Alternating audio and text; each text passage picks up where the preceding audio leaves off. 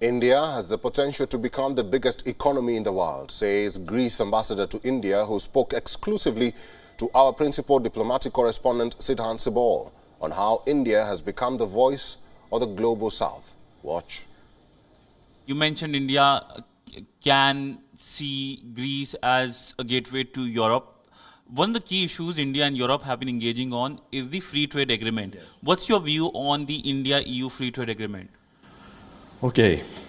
The free trade agreement is a very important issue for India, I believe, because I know that India has the ambition, and I think that it will be able to realize, to make truth this ambition, to become in a few decades the third biggest economy of the world globally.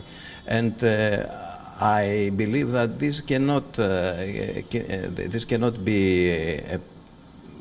become a positive outcome if there are no free and unhindered, let's say, trade relations with the European Union. Mm-hmm. So the free trade agreement is a prerequisite for that, is absolutely necessary.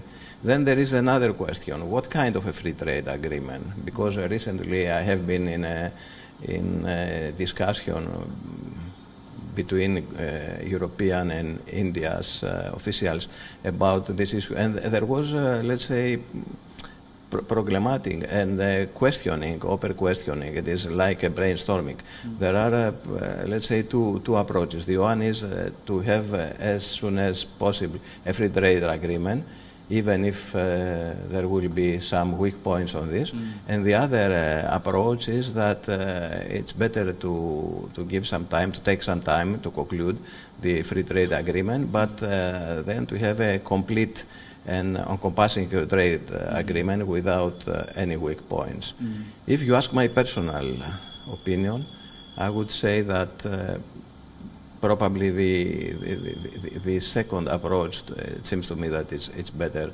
that it's better to give a little bit more time, but to have then something that it will be very, very satisfying for both sides. So India is the chair of the G20. How do you see India's presidency of this grouping? Okay.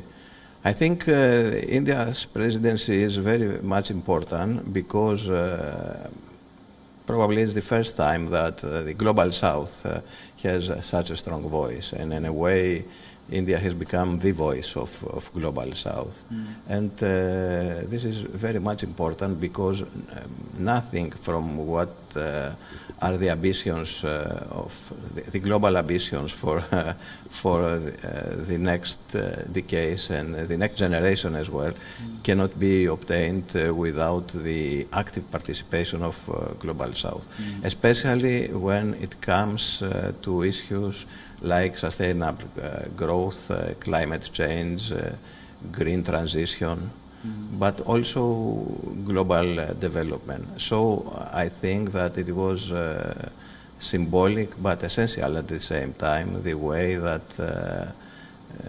India deals with its presidency in G20. WION is now available in your country. Download the app now and get all the news on the move.